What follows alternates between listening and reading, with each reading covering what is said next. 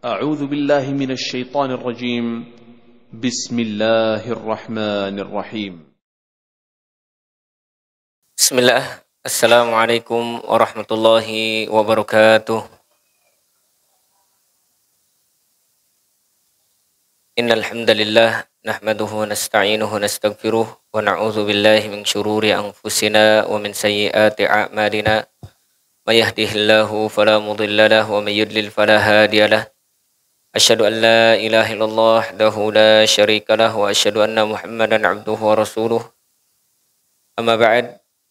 Qala Allah Ta'ala fi kitabihil karim, ya ayyuhalladzina amanu taqullaha haqqa tuqatih wa la tamutunna illa wa antum muslimun. Wa qala ta'ala, wa innaka la'ala khuluqin 'azim. Amma ba'd. Qala Rasulullah sallallahu alaihi wasallam, bu'istu li utammima salihal akhlaq. Wa ba'd. Wa qala fi hadisin akhar, khiyarukum ahsanukum khuluqa. Amma ba'd. Ma'asyiral muslimin dan muslimah yang semoga dimuliakan oleh Allah Subhanahu wa taala. Kita memuji dan bersyukur kepada Allah, kita masih diberikan oleh Allah Subhanahu wa taala kenikmatan. Semoga dengan nikmat yang Allah berikan kita mampu melaksanakan segala kewajiban yang Allah perintahkan kepada kita dan berusaha menjauhi segala apa yang dilarang oleh Allah Subhanahu wa taala. Kemudian kita juga berdoa kepada Allah, semoga setiap nikmat yang Allah berikan ditambah oleh Allah dengan kesyukuran yang kita lakukan kepadanya. Kemudian kita berlindung kepada Allah, semoga karena kelalaian kita Allah tidak mengazab kita karena kita kufur terhadap nikmatnya. Kemudian salat dan salam tidak lupa kita berikan kepada Nabi kita, Nabi Muhammad sallallahu alaihi wasallam.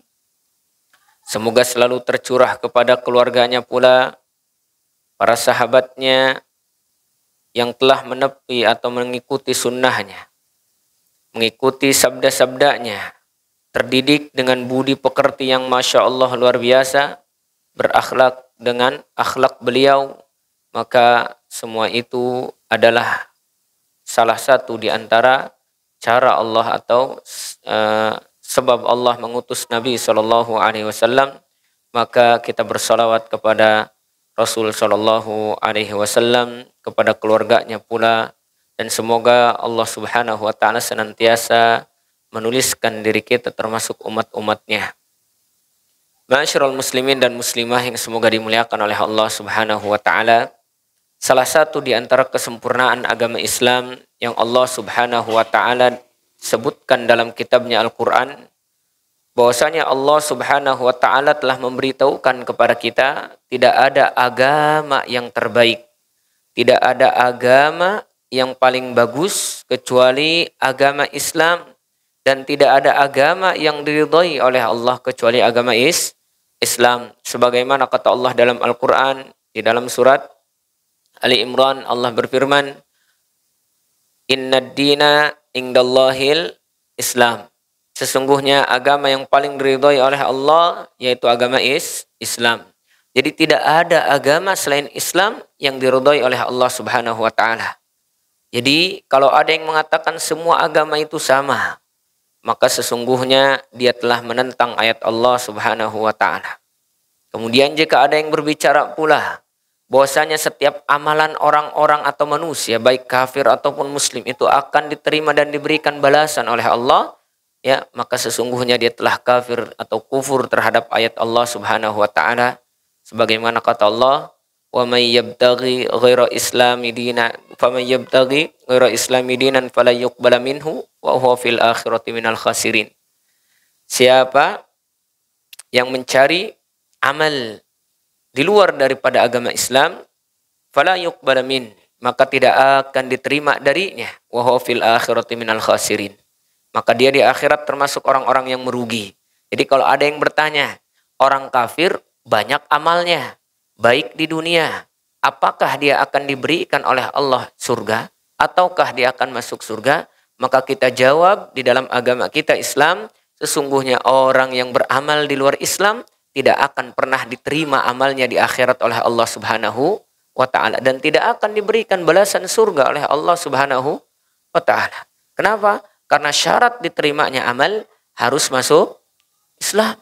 Ya, syarat ingin masuk surganya Allah maka harus masuk Islam. Ya, maka inilah agama kita mengatakan siapa yang beramal di luar agama Islam sesungguhnya tidak akan diberikan balasan oleh Allah di akhirat dan dia nanti termasuk orang yang merugi di akhirat.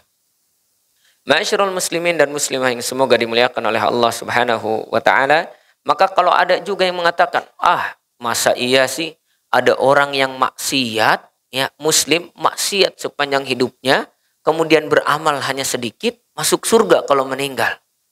Masa orang kafir katanya dia beramal terus nanti meninggal masuk neraka? Enggak adil amat. Yang ngomong seperti ini pun orang muslim. Ya, yang ngomong seperti ini pun orang muslim. Maka kita bantah, nah, karena kunci untuk mendapatkan surganya Allah dan mendapatkan balasan akhirat itu Islam. Sebanyak apapun kita beramal, kalau kita tidak masuk Islam, maka Allah tidak akan memberikan balasan di akhirat. Jangankan orang kafir di luar Islam. Islam itu sendiri saja, muslim tidak akan diterima amalnya di sisi Allah kalau tidak benar akidahnya. Ya, sebagaimana kata Allah dalam Al-Quran, wa qadimna ila ma amilu min amalin faja'alnahu haba'an manthura. Allah panggil nanti seseorang mana amalnya, salah satu di antara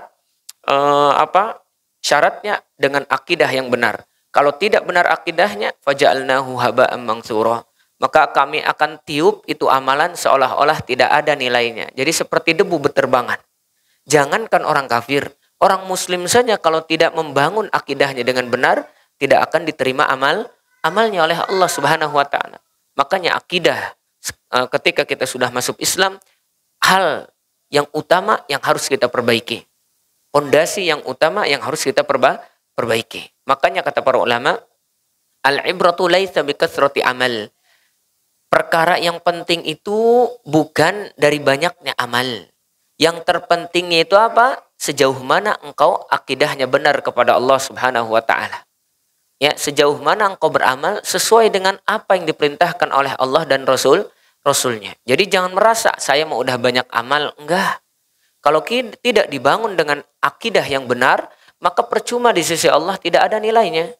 Ya, maka tadi jangankan orang kafir, orang muslim pun kalau tidak berakidah yang benar, maka tidak akan diterima oleh Allah Subhanahu wa taala amalan tersebut. Kemudian Islam itu sudah sempurna ketika Nabi sudah meninggal, maka sesungguhnya apa? Maka sesungguhnya agama telah disampaikan oleh Rasul Shallallahu alaihi wasallam. Tak perlu kita tambah-tambah, tak perlu kita berinovasi di dalam agama, enggak perlu. Karena yang sudah ada pun belum semua kita mampu kerjakan. Benar tidak? Makanya Rasulullah Shallallahu alaihi wasallam ketika haji wada, ya, beliau menyampaikan satu ayat yang mana para sahabat faham. Ayat ini tanda Rasulullah Shallallahu alaihi wasallam akan dicabut nyawanya atau akan meninggalkan dunia. Ketika Rasulullah Shallallahu alaihi wasallam mendapatkan wahyu ketika haji wada, haji terakhir Rasul Shallallahu alaihi wasallam, Rasulullah membacakan ayat di dalam surat Al-Maidah. Beliau mengatakan, ya, membacakan firman Allah, al-yauma akmaltu lakum dinakum wa atmamtu alaikum ni'mati wa raditu lakumul islam madinah. Pada hari ini, kata Allah Subhanahu wa taala, telah aku sempurnakan untuk kalian wahai kaum muslimin agama kalian, dan telah aku cukupkan untuk kalian nikmatku, kata Allah, wa raditu lakumul islam madinah, dan hanya Islam agama yang paling aku ridhoi, tidak ada yang lain. Tidak ada yang lain. Maka dari itu kata para ulama bahwasanya di sini dalil bahwasanya Islam telah sempurna ketika Rasulullah Shallallahu alaihi wasallam telah dicabut nyawanya. Jadi tidak ada yang namanya inovasi dalam agama. Makanya tolak ukur ketika beragama itu bukan ucapan seseorang, tapi ucapan Allah dan ucapan Rasul Shallallahu alaihi wasallam. Kalau seandainya ada dalam ucapan Allah atau firman Allah dalam Al-Quran dan hadis Rasulullah Shallallahu alaihi wasallam, berarti menandakan itu agama kita, syariat yang harus kita jalankan. Kalau seandainya tidak ada, maka jangan kita buat-buat, apalagi membuat keyakinan atau pemahaman baru sehingga diajarkan kepada manusia atau diamalkan sendiri sehingga Rasul Shallallahu Alaihi Wasallam tak mengerjakan itu, maka ini akan menjadi kerusakan dalam amalan, bahkan nanti tidak akan diterima oleh Allah Subhanahu wa taala. Fahuwa radd. Man amila amalan laisa alaihi amruna fahuwa radd. Siapa yang mengerjakan satu amalan, kata Rasulullah, yang bukan ada di ajaran Rasul atau yang bukan ada di ajaranku, kata Rasul, fahuwa raddun, maka sesungguhnya amal itu tertolak, tidak akan diterima oleh Allah Subhanahu wa taala. Maka salah satu di antara bukti yang menunjukkan bahwasanya agama Islam telah sempurna, yaitu Allah Subhanahu wa taala menjadikan seseorang itu memiliki akhlak yang mulia. Jadi memiliki kepribadian muslim yang baik, ya, entah itu baik dengan Robnya, baik dengan penunaian haknya, baik terhadap bermunajat kepada Allah, baik kepada orang lain manusia, telah diajarkan oleh Rasul Shallallahu Alaihi Wasallam yang disampaikan oleh Allah kepadanya. Jadi kesempurnaan Islam itu Allah Subhanahu wa taala ajarkan dan Rasulnya kepada kita semuanya melalui cara bagaimana kita memperbaiki hubungan dengan Allah dan bagaimana cara kita memperbaiki hak-hak sesama manusia atau menunaikan hak sesama manusia dan juga menunaikan hak diri kita ketika kita beribadah kepada Allah Subhanahu wa taala, ya. Kemudian banyak sekali perkara-perkara yang menunjukkan sempurnanya Islam atau sempurnanya agama kita ini, ya. Salah satu di antaranya juga dengan Allah ajarkan dan Rasulnya berperangai dengan adab yang sopan dan sebagai penghias diri di dalam berbagai kegiatan. Ternyata akhlak yang diajarkan oleh Allah dan Rasulnya ini merupakan salah satu di antara bukti Islam itu telah sempurna. Makanya kata para ulama, seseorang itu akan ternilai baik dan buruknya tergantung akhlaknya. Sebagaimana kata penyair mengatakan, innamal umamu akhlakun. Sesungguhnya atau suatu kaum dinilai dengan akhlaknya, ya. Inhumu sa'at akhlaquhum sa'u.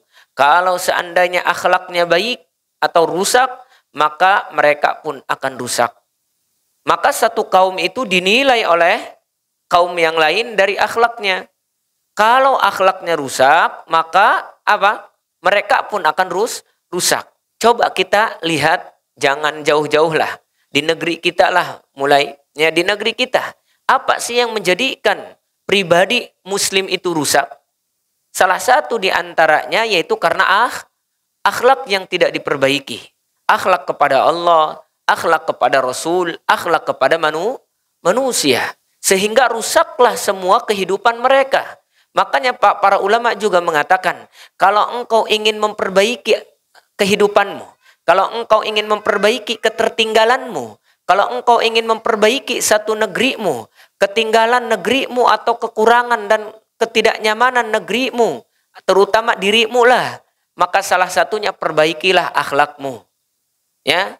Maka ternyata kenyamanan, kemudian kemajuan itu dinilai daripada akhlak, ya.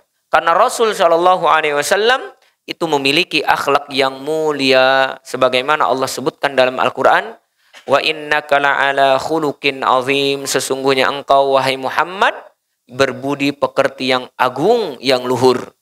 Bahkan, ya, jangankan kepada orang yang baik terhadap Rasul, yang marah saja kepada Rasul, yang benci saja kepada Rasul, Rasul membalasnya dengan kebaikan. Yang melempari Rasul, ya, dengan batu, dengan kotoran, Masya Allah, tidak dibalas dengan keburukan, ya, tapi dia doakan dengan kebaikan. Kalau kita nggak tahu, ya, jangankan dilempari dengan batu, diomongin saja langsung pengen ngegebuk baik, ya, diomongan, ya, langsung pengen ngegebuk, ya, minimal tidak ngegebuk, ya, ngelawan, ngebalas dengan ucapan. Dasar misalkan kamu orang gila. Rasulullah dikatakan gila, coba. Rasul, orang yang Masya Allah akhlaknya luar biasa, dikatakan gila. Kira-kira kita ya sedang ibadah misalkan, sedang dakwah misalkan, dikatakan gila oleh orang lain. Misalkan bahasa kitanya, dia sehingga orang nu gila amat misalkan. Kira-kira bagaimana kita? Gak mungkin kalau diam saja. Ya, tenimpug minimal ngabalas atau siap buanu gila. Benar tidak? Maka Nabi memiliki akhlak yang mulia. Jangankan kepada orang yang mencintainya, kepada orang yang benci atau memarahinya, bahkan melemparinya saja Rasulullah berbuat baik. Bahkan Rasul sudah diberikan oleh Allah Subhanahu wa taala ijabatud doa. Ya, doanya itu diijabah. Bahkan diutus juga malaikat Jabal, malaikat penunggu gunung. Wahai Muhammad, tuh sudah aku siapkan malaikat gunung. Kata malaikat gunung, ya Muhammad, sampaikan apa yang kau ingin aku lakukan terhadap orang-orang ini. Kalau engkau merintahkan aku atau minta kepada Allah untuk aku membalikkan gunung ini dan aku tutup kepada mereka, akan aku lakukan. Kata malaikat. Apa kata Rasulullah? Bahkan aku berharap semoga ada yang keluar dari keturunan mereka yang menyembah Allah Subhanahu wa taala dan mengesahkan Allah. Fa innahu la yadri. Fa innahum la yadrun, fa innahum la ya'rifun. Karena mereka jahil, tidak mengetahui. Didoakan oleh Nabi. Kalau kita, Masya Allah, dakwah baru nyampaikan sekali dua kali, ditegur oleh manusia, dimarahin oleh manusia, belum ditimpuk belum, ya, belum ditimpuk pakai batu, belum ditimpuk pakai apa-apa, langsung baper, atau mungkin minimal setidaknya marah, ya, atau mungkin hewa lah. Tapi Rasul tidak demikian, ya. Maka akhlak yang mulia diberikan oleh Allah kepada Rasul kita. Ustaz, itu mah Rasul, kita mah bukan. Bukankah Allah mengatakan dalam Al-Quran, Inna fi Rasulillahi uswatun hasanah. Di dalam diri Rasulullah itu ada suri tauladan yang baik. Kalau kita ingin meniru, ya tirulah manusia terbaik. Ini mah terkadang gitu, Ustaz, itu mah Rasul, kita mah siapa? Justru diutusnya Nabi itu untuk kita ikuti.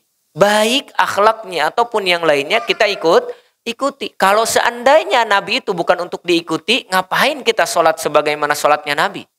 Ya, ngapain kita ngikutin ucapan salam yang diucapkan Nabi kepada yang lainnya? Gak usah, udah. Ucapin salam sendiri aja. Selamat siang, selamat pagi. Benar tidak? Maka memang Allah berikan keutamaan kepada Nabi, tapi segala apa yang diajarkan supaya kita ikuti, ya.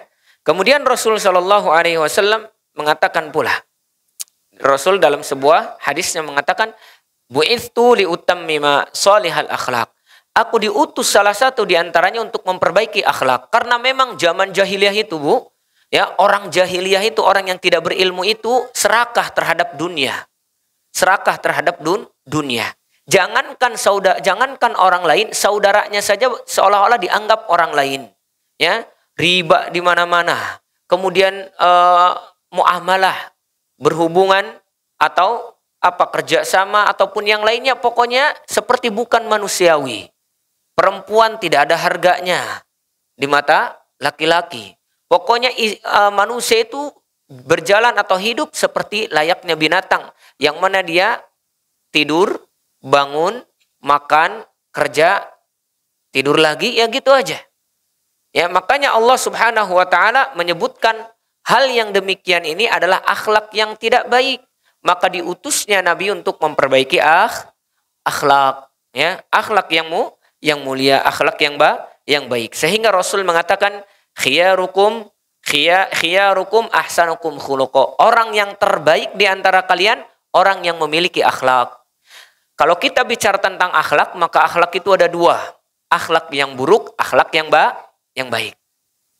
Yang dimaksud di sini sebaik-baik kalian adalah yang punya akhlak, yaitu akhlak apa? Akhlak yang baik, ya. Maka akhlak yang baik diajarkan oleh Rasulullah, bahkan disebutkan orang yang terbaik di antara kaum muslimin semuanya. Mulai dari awal sampai akhir umat Islam, sesungguhnya dia yang paling baik akhlaknya. Bicara tentang akhlak, bagaimana sih akhlak itu? Maka kata para ulama, ada adab, ada akhlak. Adab secara umum, ya. Adab secara umum lebih kepada bagaimana kita melaksanakan ibadah sesuai dengan tuntunan. Segala sesuatu yang sifatnya baik, maka itu adab. Segala sesuatu yang bernilai positif, maka itu adab. Segala sesuatu yang kita kerjakan, kemudian itu sesuai dengan tuntunan, ada tata caranya, mau makan pakai tangan kanan baca bismillah, itu juga termasuk adab. Kalau akhlak berkaitan tentang muamalah manusia dengan manusia, ya, maka di sini disebutkan sebaik-baik manusia atau muslim di antara muslim yang lainnya yang paling baik akhlaknya. Maka disinilah Allah Subhanahu wa taala menekankan, ya, bahwasanya Allah Subhanahu wa taala, ya, akan menilai akhlak, bahkan lebih berat timbangan akhlak itu dibandingkan amal yang lain, ya. Maka di sini ditekankan supaya kita apa? Memiliki akhlak yang mulia. Bahkan di antara para ulama ada yang mengatakan bahwasanya akhlak itu sulusail Qur'an, sulusail din. Akhlak adalah 1/3 atau 2/3 agama. Ya, saking pentingnya ini akhlak. Mohon maaf, wajar kenapa sih kita itu sering galau? Wajar kenapa sih kita ini sering lelah, sering ketinggalan? Wajar kenapa sih kita sering ribut? Wajar kenapa sih di kampung kita mungkin gak nyaman, gak tenang? Karena mungkin kita kurang memiliki akhlak ataupun adab. Kalau seandainya kita memiliki adab dan akhlak, insya Allah, ya, kehidupan nyaman, tenang, tidak ada yang namanya perselisihan, tidak ada yang namanya apa? Tidak ada yang namanya kegalauan, nggak ada. Ya, maka insya Allah yang akan kita bahas di pertemuan atau di pengajian majelis ilmu ini berkaitan tentang adab, berkaitan tentang adab, ya, yang akan kita bahas di dalam kitab Imam Bukhari, ya, di dalam kitab Imam Al-Bukhari tentang Adabul Mufrad, Al-Adabul Mufrad. Kitab Adab Mufrad, ya. Siapa Imam Bukhari? Imam Bukhari itu penulis hadis yang terbanyak.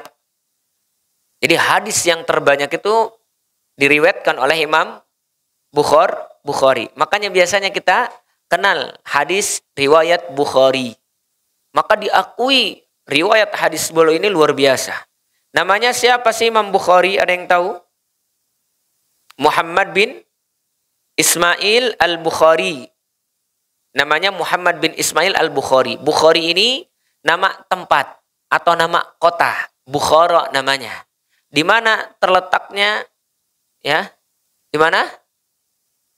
Di Persia, ya. Tapi ada namanya itu, namanya apa? Tizkanistan kalau nggak salah kalau sekarang itu. Ada satu kota namanya Bukhara. Ya. Jadi termasuk Tantan. Ada kan Uzbekistan, ada Afghanistan, ada apa lagi? Afghanistan, Turkistan, ya. Makanya orang-orang daerah sana itu Persia atau daerah sana itu disebutnya orang Tantan. Ya, kami kalau di Mesir menyebutnya orang yang putih kulitnya seperti itu, menyebutnya Tantan. Orang Tantan katanya. Kenapa Tantan? Ya ujungnya tan, ya. Makanya disebutnya tan. Dia bukan orang Arab, tapi luar biasa hadisnya diakui oleh orang-orang Arab. Berarti menandakan ulama itu banyak sekali bukan dari orang Arab, ya. Ada juga An-Nawawi, ada juga Al-Bantani, ya. Kayak Bukhari itu ya nisbat kepada satu kota yang ada di apa?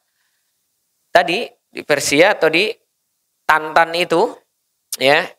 Kemudian apa kalau di kitanya di Banten Al-Bantani misalkan. Kalau Kamasan Al-Kamasani, ya. Jadi itu nisbat kepada satu kota tergantung dia. Kalau ada ulama dari sini, ya, mungkin nanti ada namanya Al-Bantani atau Al-Kamasani, ya. Ada yang dari Minangkabau Al-Minangkabawi, itu dikenal juga di mana? Dikenal juga di Arab atau di Timur Tengah. Masya Allah. Berarti menandakan ulama itu bukan hanya ada di Arab, di luar Arab pun termasuk banyak sekali ulama, terutama ulama hadis yaitu Imam Bukhari. Beliau menulis kitab Adabul Mufrad atau Al-Adabul Mufrad. Di sini ditulis berkaitan tentang semua adab. Kalau kita ingin mempelajari Islam, maka sesungguhnya kita harus juga mempelajari adab. Bahkan para ulama sering menyebutkan, ya, aku mempelajari ilmu tapi sebelum mempelajari ilmu itu mempelajari adab terlebih dahulu. Ya. Jadi mempelajari adab sekian tahun barulah mempelajari ilmu. Saking pentingnya ternyata adab. Ya. Apa sih yang terkandung dalam adab ini? Banyak sekali. Yang berkaitan tentang adab ini atau yang diajarkan tentang adab ini banyak sekali ya. Beliau Imam Bukhari ini luar biasa safar dia. Pergi ke Mekah bersama ibunya untuk haji tadinya. Ibunya pulang, dia tetap tinggal di Mekah. Ya, mencari hadis di situ, meriwayatkan hadis, tulis sampai banyak hadisnya. Kemudian safar ke sana kemari. Jadi ternyata menuntut ilmu itu butuh waktu yang lama dan butuh yang namanya rihlah atau perjalanan. Imam Bukhari tidak hanya mencukupkan di Mekah, dia ke Madinah. Dari Madinah ke Irak, dari Irak ke Syam, terus sampai ke Mesir, sampai kemana, semua hampir didatangi oleh dia. Ketika ada ilmu di sana, dia datangi. Ketika mendengar ada riwayat hadis dari fulan di Syam misalkan, langsung didatangi. Di Irak, langsung didatangi. Ya, dia ingin langsung mendengarkan hadis itu dari mulut gurunya langsung. Makanya Imam Bukhari itu banyak sekali gurunya. Di dalam kitabnya disebutkan gurunya itu lebih daripada seribu. Ya, saking banyaknya. Ya, jadi kalau ditulis mungkin lebih banyak. Dan salah satu di antara guru yang terkenal dari Imam Bukhari yaitu Imam Ahmad bin Hambal. Ya, makanya kalau runtutan hadis itu biasanya kalau dikenal dengan Imam Sab'ah atau Imam yang 7. Ya, Imam hadis 7 itu yang pertama yang ditulis adalah Ahmad, Bukhari, Muslim. Dan muridnya yang terkenal itu siapa? Muslim. Makanya nanti ada riwayat Bukhari dan Muslim. Kalau dua-duanya sepakat meriwayatkan hadis itu biasanya disebut muttafaqun alaih. Muttafaqun alaih ya, itu yang dimaksud adalah riwayat Bukhari dan Muslim. Maka beliau menulis satu kitab khusus ini tentang adab. Semuanya. Mulai adab kepada orang tua, mulai adab makan, adab berwudu, adab semuanya Islam itu diajarkan. Kenapa sih agama itu atau adab itu 2/3 agama? Karena memang semua yang ada di adab itu diajarkan. Atau semua yang ada di agama itu di kitab adab itu diajarkan. Kita mau makan ada adabnya. Kita mau masuk WC ada adabnya. Kita mau pengajian ada adabnya. Kita mau berjalan ada adabnya. Mengucapkan salam ada adabnya. Bersilaturahim ada adabnya. Semuanya diajarkan. Mau masuk rumah ada adabnya. Semuanya ada adabnya diajarkan. Kalau kita tidak mempelajari ini, maka mohon maaf. Ya, kita tidak menyempurnakan agama kita. Maka insya Allah mungkin bagian daripada kurikulum pelajaran di Darun Nasiha ini, kita akan masukkan kitab Imam Al-Bukhari tentang kitab Al-Adabu Al-Mufrad. Ya, jadi kalau ditanya, di sana belajar adabnya, adab apa? Kitab Imam Bukhari, yaitu kitab Adabul Al-Mufrad. Di sini hadis sahih semuanya ditulis tentang bagaimana kita beradab. Baik. Masuk ke pembahasan yang pertama tentang adab yang disebutkan atau yang ditulis oleh Imam Bukhari. Banyak sekali sebenarnya yang harus kita sebutkan tentang kisahnya Imam Bukhari. Hanya saja mungkin karena waktunya terbatas. Semoga nanti di lain kesempatan kita sebutkan secara terperinci tentang kitab Adabul Mufrad, kemudian tentang riwayat Imam Bukhari. Karena ketika kita mempelajari satu kitab, kita harus mengetahui dulu siapa penulisnya. Jangan ujuk-ujuk dibaca, misalkan nggak tahu siapa penulisnya, ya harus tahu dulu, ya siapa penulisnya supaya kita mengenal. Bagaimana kita mengetahui atau membaca kitab sedangkan kita tak mengenal penulisnya. Baik. Hadis atau pembahasan yang pertama yaitu tentang adab kepada kedua orang tua.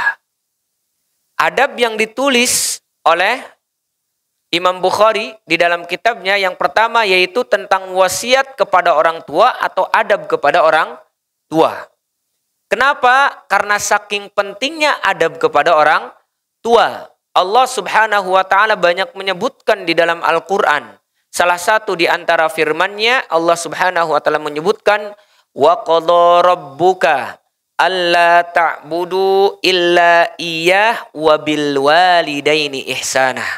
Allah telah menetapkan, ya, tidak boleh bagi setiap manusia menyembah kecuali Allah, wa bil walidaini ihsana, dan kepada kedua orang tuanya harus berlaku baik.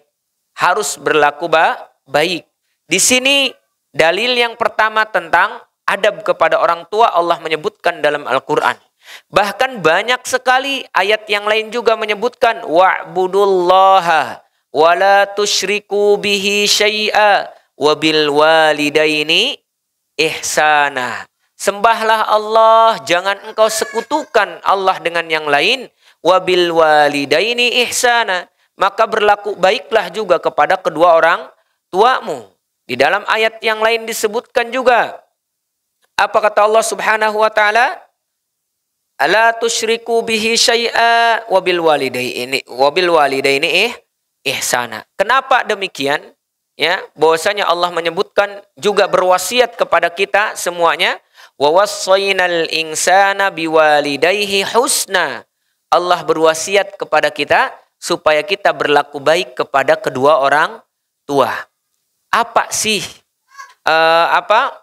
faidahnya Allah menyebutkan di situ, atau apa sih keutamaannya berbakti kepada orang tua? Maka yang pertama kata para ulama, salah satu di antara keutamaan berbakti kepada orang tua yaitu Allah menggandengkan ayat, ya, tentang tauhid dengan apa? Dengan berbakti kepada orang tua. Apa kata Allah? Wala tusyriku bihi syai'a, jangan engkau sekutukan Allah dengan yang lain. Wa bil walidaini ihsana. Kemudian kepada kedua orang tuamu berbuatlah baik. Saking agungnya berbakti kepada orang tua, maka Allah sandarkan atau gandengkan ayat tauhid dengan berbakti kepada orang tua. Dan bukan hanya satu ayat, banyak sekali ayat. Di sini kata para ulama, ternyata berbakti kepada orang tua itu pun dosa besar yang kedua setelah kesyirikan. Ya, saking pentingnya berbakti kepada orang tua. Kemudian kata para ulama yang kedua, kenapa sih keutamaan berbakti kepada orang tua? Karena Allah Subhanahu wa taala menyebutkan tentang hak Allah di dalam Al-Qur'an tadi, wabil walid wa'budullaha wa la tusyriku bihi syai'a wabil walidaini ihsana. Allah menyebutkan hak Allah, kemudian setelah itu Allah sebutkan hak orang tua supaya diperlakukan dengan baik. Di sini kenapa para ulama menyebutkan keutamaan berbakti kepada orang tua, ya. Kemudian ada juga yang disebutkan kata para ulama, Allah Subhanahu wa taala memerintahkan supaya bersyukur kepada Allah, kemudian bersyukur kepada siapa? Kepada orang tua. Anishkurli waliwa lidai. Seseorang itu tidak akan tahu berbalas budi, tidak akan bisa mengucapkan terima kasih kepada Allah sampai dia mengucapkan terima kasih kepada orang lain yang memberikan budinya atau melakukan kebaikan kepadanya, yang berjasa kepadanya. Dan orang yang paling berjasa dalam kehidupan kita siapa? Orang tua. Makanya disebutkan oleh Allah anishkurli waliwa lidai. Allah menyebutkan supaya kita bersyukur kepada Allah, kemudian bersyukur kepada orang tua. Apa maksudnya? Berterima kasihlah kepada Allah dan berterima kasihlah kepada orang tua. Bahkan Rasul menyebutkan man la yashkurillahi man lam yashkurin nas. Tidak bersyukur dan dia tidak akan pernah mengucapkan terima kasih kepada Allah sampai dia mengucapkan terima kasih atau berbalas budi kepada manusia yang memiliki jasa kepadanya. Dan di antara manusia yang berjasa kepadanya adalah orang tua. Maka tadi, ya, saking pentingnya di sini berbakti kepada orang tua, maka Allah sandingkan ucapan atau syukurnya Allah dengan syukurnya siapa? Dengan syukurnya kita kepada orang tua. Itu pentingnya berbakti kepada orang tua. Bahkan termasuk orang yang soleh, termasuk ciri orang yang soleh, yaitu orang yang selalu berbakti dan berbuat baik kepada orang tua. Dan di antara kebaikan anak kepada orang tua yaitu dengan mendoakannya. Sebagaimana di dalam hadis Rasulullah Shallallahu Alaihi Wasallam apa? Idza mata ibnu Adam inqata'a amaluh. Kalau anak ibnu Adam itu meninggal, amalannya terputus. Illa min ihdas salas, kecuali dari 3 perkara. Yang pertama apa? Shadaqatun jariyah. Harta yang dia sodakohi, maka sesungguhnya itu akan menjadi amal jariyah baginya. Tak perlu banyak, sedikit ya kita niatkan untuk di jalan Allah. Pembangunan masjid, pembangunan madrasah, pembangunan majlis, pembangunan jalan yang dipakai oleh manusia, memberikan dan mewakafkan tanah ya supaya dipakai oleh manusia, selama itu dipakai untuk kemaslahatan bersama atau untuk kemaslahatan semua, maka itu nanti akan jadi amal jariyah. Itu yang pertama. Yang kedua, ilmu yantafi'u bih, ilmu yang dimanfaatkan oleh orang lain yang bermanfaat untuknya. Kita ajarkan kepada anak kita, itu akan menjadi amal jariyah untuk kita. Kemudian apa? Waladun soleh yad'u lahu, doa anak soleh ya yang mendoakan orang tuanya. Kalau kita tak punya harta untuk kita sedekahkan, berat mengeluarkannya untuk jadi amal jariyah kita di akhirat, tidak punya ilmu yang kita ajarkan untuk menjadi bekal di akhirat, setidaknya jangan tinggalkan yang ketiga ini. Jadikan salah satu di antara anak kita, anak yang soleh ataupun solehah, yang mendoakan nanti ketika kita sudah meninggal. Apa yang akan kita bawa? Kalau kita tak punya amal banyak, maka setidaknya ketika kita meninggal, ada anak kita yang mendoakan. Maka tanda kesolehan seseorang itu ketika apa? Ketika dia berbakti kepada orang tuanya. Tanda kesolehan seorang anak yaitu ketika dia berbuat baik kepada orang tuanya. Bahkan akhlak baiknya seorang manusia dilihat sejauh mana berbuat baik kepada orang tuanya. Karena Rasul mengkaitkan kesolehan anak yaitu yang berbakti kepada orang tua. Dan di antara bakti anak kepada orang tua yaitu dengan mendoakannya. Ya. Maka gampang kalau ingin melihat dia baik akhlaknya atau tidak, lihat saja bagaimana bermuamalah kepada orang tuanya. Kalau orang tuanya saja dibentak, kalau orang tuanya saja dilawan misalkan, maka tidak ada kebaikan pada dirinya. Ya. Maka disinilah dalil bahwasanya pentingnya kita berakhlak kepada orang tua. Ma'asyiral muslimin dan muslimah yang semoga dimuliakan oleh Allah Subhanahu wa taala. Kenapa sih kok orang tua itu luar biasa sekali? Ya. Kenapa? Karena luar biasa. Wasiat Luqman saja kepada anaknya salah satu diantaranya apa? Yang pertama, la tusyrik bihi syai'a. Jangan engkau sekutukan Allah wahai anakku. Kata siapa? Kata Luqman. Kemudian yang kedua apa? Kemudian yang kedua, dia mewasiatkan, aku wasiatkan kepadamu supaya engkau berbakti kepada orang tua. Ya. Kedua yaitu bakti kepada orang tua. Setelah kita memberikan hak atau mengajarkan hak kepada Allah, jangan lupa hak kepada manusia. Yang pertama adalah orang tua. Banyak orang-orang yang Masya Allah kepada orang tua itu luar biasa. Ya, menganggap remeh dan sepele. Ya.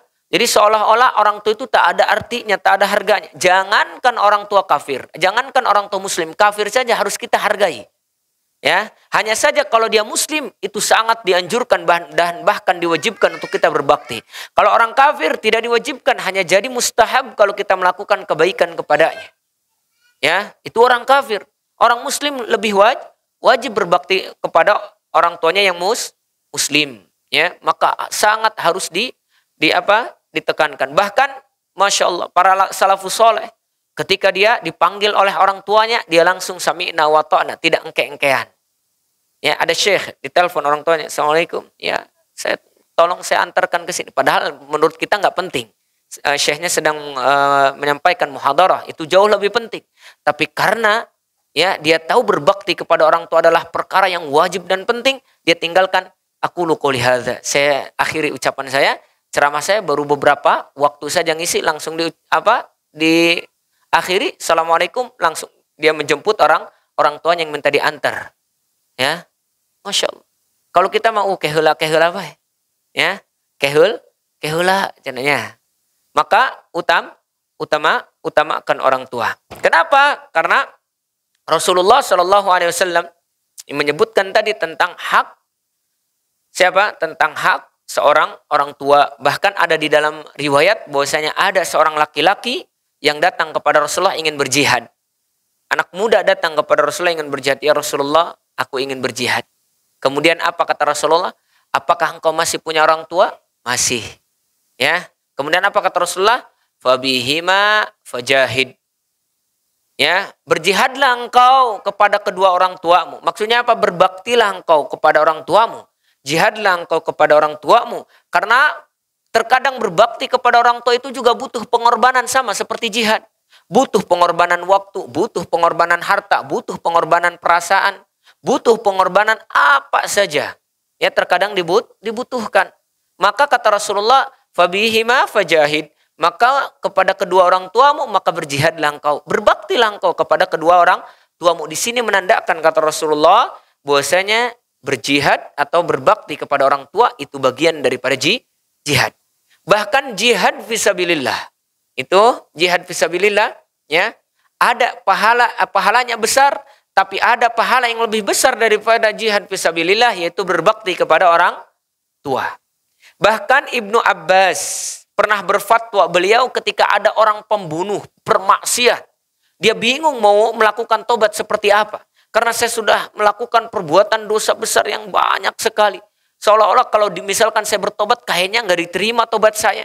Kemudian kata Ibnu Abbas, sini, ya, apakah engkau punya orang tua? Kenapa? Kenapa engkau tanyakan aku punya orang tua? Karena saya tidak tahu perkara yang lebih baik untuk engkau melakukan di dalam Islam. Untuk menebus dosa-dosamu kecuali berbakti kepada kedua orang tua. Ini fatwanya siapa? Fatwanya Ibnu Abbas. Jadi ketika ada orang yang ingin bertobat dari segala kemaksiatannya, dia menasehati, datangi orang tua. Berbaktilah kepadanya. Kenapa? Karena aku tidak tahu perkara yang lebih baik dari Islam. Ya, selain berbakti kepada kedua orang tua. Kalau engkau sholat sudah, semuanya sudah, berbaktilah kepada orang tua. Kemudian lagi, ya, berbakti kepada orang tua juga min alamatis sholihin, termasuk tanda-tanda orang soleh. Jadi alamat orang-orang soleh itu berbakti kepada orang tuanya. Ingat, nabi-nabi pun orang soleh berbakti kepada orang tuanya. Yahya kepada Zakaria, ya, Yahya kepada Zakaria. Wa barram biwalidayhi, ya, berbakti kepada orang tuanya. Nabi Isa wa barram biwalidayhi, berbakti kepada orang tuanya, kepada ibunya. Kemudian ada lagi Uwais Al-Qarni, berbakti kepada ibunya, luar biasa. Jadi berbakti kepada orang tuanya, berbakti kepada kedua orang tua, itu bagian daripada alamat tanda orang-orang soleh. Ya. Maka jangan lupa berbakti kepada orang tua selama orang tua kita masih ada. Ya. Jangan dianggap sepele dan jangan dianggap remeh. Ketika orang tua sudah manggil, urusan apapun jika memang bisa ditunda, yo keheula hampura. Ada perkara urgent. Apa itu? Wih, ya doang napi duit nih, mau picaireun nih lain. Ya, ayat lebih urgent dari eta. Ya, apa itu? Ulah nyaho. Ya, rahasia. Iya, rahasia kesuksesan dunia saya. Apa? Orang tua. Ya, kayak nyaho misalkan. Jadi ini rahasia. Jadi kalau ingin sukses dunia dan akhirat, apa? Berbakti kepada orang tua. Ya, maka kita akan mendapatkan kenyamanan hidup. Ya, ketenangan hidup. Apa dalilnya? Ya, apa sih dalil apa sih dalil bahwasanya kita akan mendapatkan kebahagiaan dunia? Sebagaimana hadis Rasulullah SAW, siapa yang ingin diluaskan kata Rasulullah apa? Hartanya, rizkinya, dipanjangkan umurnya, maka apa? Falyasil rahimah. Maka jalinlah silaturahim, dan silaturahim yang terbesar. Silaturahim yang terbaik adalah silaturahim kepada siapa? Kepada orang tua. Dan di antara silaturahim kepada orang tua itu berbakti kepada orang tua. Maka rizkinya dilapangkan oleh Allah, umurnya dipanjangkan oleh Allah, diberkahi segala umurnya juga dan amalannya. Ya, di mana? Di akhirat. Di dunia. Di akhirat apa dalilnya? Bahwasanya Allah akan memberikan apa? Akan memberikan kebahagiaan akhirat. Rasulullah mengatakan rogima anfun 3 kali. Celakalah seorang. Apa? Man adraka walidayhi au ahaduhuma au kilaihima indal kibar walam yudkhilhu jannah. Celakalah celakalah seseorang. Yang siapa saja mendapati orang tuanya, salah satu atau keduanya ketika sudah dewasa, tapi ternyata kedua orang tuanya ini belum memasukkan ke surga, maka celakalah orang ini. Maksudnya apa di sini kata para ulama? Di sini dalil. Kalau kita ingin mendapatkan surga, maka salah satu di antara kuncinya itu berbakti kepada orang tua. Dan bakti kepada orang tua adalah silaturahim yang terbaik yang akan diberikan oleh Allah ganjarannya dunia dan akhirat. Makanya dimulai kenapa sih di sini adab pertama kali kepada Allah, kemudian kepada manusia. Manusia yang pertama yang harus kita adabi siapa? Orang tua. Ya. Setelah Rasul sallallahu alaihi wasallam. Ya, Masya Allah. Di sini saking pentingnya. Kemudian Rasulullah menyebutkan satu hadis. Ya. Imam Bukhari meriwayatkan satu hadis tentang berbakti kepada orang tua. Mungkin ini sebagai penutup juga nanti buat kita. Sebagaimana kata Rasulullah sallallahu alaihi wasallam, an Abi Amrin Asy-Syaibani qala, haddatsana sahibu hadhihi ad-dar wa au ma'a biyadihi ila dari Abdullah qala, sa'altu Nabi sallallahu alaihi wasallam. Dari Abu Amr Asy-Syaibani berkata, pemilik rumah ini sambil menunjuk ke rumahnya Abdullah ibnu Mas'ud. Ya, jadi dia meriwayatkan dari Abdullah ibnu Mas'ud. Ya, Abdullah ibnu Mas'ud anak dari Mas'ud. Ya. Kemudian mengabarkan kepada kami, ia berkata, Ibnu Mas'ud berkata, aku bertanya kepada Rasul sallallahu alaihi wasallam. Ibnu Mas'ud bertanya kepada Rasul, kemudian apa? Ayyul amal ahabbu ilallah? Amal apa sih yang dicintai oleh Allah? Amal apa yang dicintai oleh Allah? Maka di sini kata para ulama ketika bertanya ayyu amal ahabbu ilallah, amal apa yang dicintai oleh Allah? Ternyata Allah mencintai bukan hanya amal saja. Ada waktu yang Allah cintai, ada tempat yang Allah cintai, dan bahkan bukan amal saja dan waktu saja dan tempat saja. Ada manusia yang Allah cintai. Ya, maka di sini Ibnu Mas'ud bertanya, amal apa yang dicintai oleh Allah? Kalau amal itu dicintai oleh Allah, berarti kita mau nggak beramal? Mau. Karena itu dicintai oleh Allah. Kemudian apa kata Ibnu Mas'ud? Kata Rasulullah sallallahu alaihi wasallam, amal yang paling dicintai oleh Allah yaitu as-salatu ala waqtiha. Yang pertama, salat pada waktunya. Salat pada waktunya. Qultu tsumma ai. Kemudian bertanya lagi, kemudian apa ya Rasulullah? Kemudian yang kedua, tsumma birrul walidain. Yang kedua apa? Berbakti kepada orang tua. Qultu tsumma ai. Kemudian apa lagi ya Rasulullah?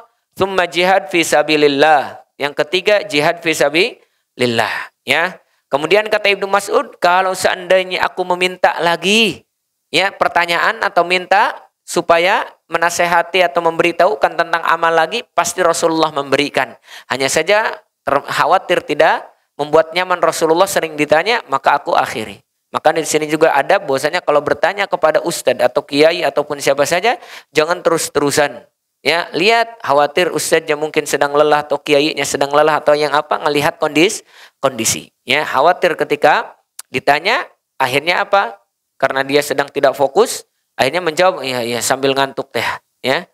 Nah, itu juga termasuk adab. Anda pernah bertanya kepada salah satu syekh, saya itu sudah nggak kuat sekali. Tapi karena dia nggak enak ke kita, dia jawab aja sambil ngantuk kita. Maka ini tidak boleh juga. Kita juga harus tahu adabnya. Bahkan khawatir nanti marah ataupun yang lainnya. Dan di sini juga dalil bahwasanya seorang qadi atau hakim tak boleh menghakimi dan tak boleh menentukan hukuman atau menjadi hakim kalau dalam keadaan marah, tak boleh, ya. Maka di sini kata Rasulullah, amal yang terbaik yang dicintai oleh Allah yang pertama apa? Salat pada waktunya. Apa salat pada waktunya maksudnya? Apakah di awal waktu? Apa memang pada waktunya? Pada waktunya itu contoh apa? Awal waktu, ya. Awal waktu apa pada waktunya? Pada waktunya ini di sini contoh zuhur jam berapa? Jam 12 sampai jam 3 misal. Ya. Maka kalaupun kita mau sholat di situ apa? Bukan di pas awal waktu, maka itu termasuk sholat pada waktunya. Karena waktu zuhur itu ya dari apa? Dari matahari tergelincir ke arah barat sampai datang waktu asar. Maka itu disebut dengan apa? Maka itu disebut dengan sholat pada waktunya. Karena waktu zuhur yaitu waktu isya atau waktu maghrib. Ya, ketika matahari tenggelam sampai datang waktu isya, itulah waktunya. Maksudnya yang di sini apa? Salat yang dimaksud di sini, salatlah pada waktunya, ya ketika engkau menghadiri waktu salat, maka bersama jamaah terutama salatlah pada waktunya. Ya, maksudnya salat berjamaah pada waktunya itu. Kalau seandainya jamaahnya itu didirikan mungkin sebelum asar, ya sebentar lagi asar, sebagaimana hadis Rasulullah, abridu bis shalah, salat duhur jangan dulu di awal waktu, nanti saja agak diakhirkan mendekati apa? Mendekati asar kalau saat itu sedang panas. Maka di sini yang dimaksud pada waktunya itu pada waktunya melihat kondisi jamaah. Kalau ternyata jamaah sholatnya di awal waktu, maka itulah pada waktunya yang dimaksud oleh Rasulullah sebaik-baik waktu.